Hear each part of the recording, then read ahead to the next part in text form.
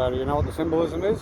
I think the link that you're going to make, I think I understand it. There's been a couple of articles about that actually, about how comparisons between now and Nuremberg are pretty historically flawed.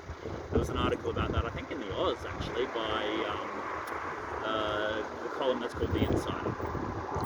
No one can read everything, and I can't watch every video. I'm not expecting you to. Yeah, mate, why don't we have a chat for once? I just want a couple of questions.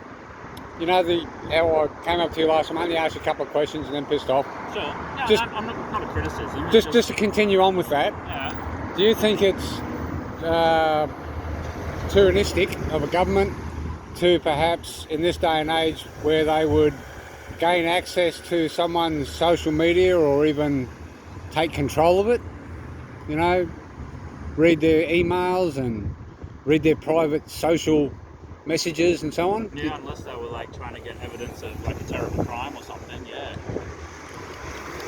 Well, let's say if it's enacted and they start using it as an ability to stop dissent, would that be tyrannous? Yeah, if they're not investigating a serious crime, then that's not the right use of that sort of thing, is it? What about the what are they calling it? What do they call it? The domestic COVID passport. I can't remember what it is. It's bullshit. But it's basically what France and Canada's got. It's a domestic COVID passport. Yeah. Right? Now, do you think that should come into power? PM said that there's no interest in a vaccine passport. Then what? That phrase means different things to different people, obviously.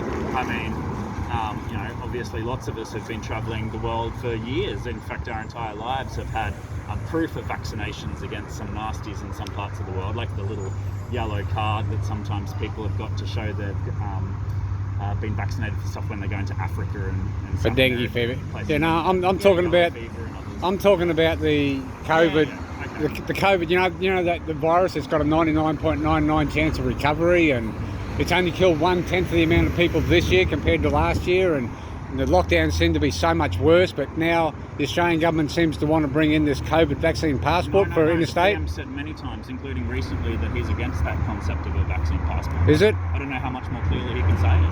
Well, why aren't Liberals actually speaking against it in Parliament, when I saw Craig Kelly's YouTube channel where they were literally voting for the COVID vaccine passport? Where?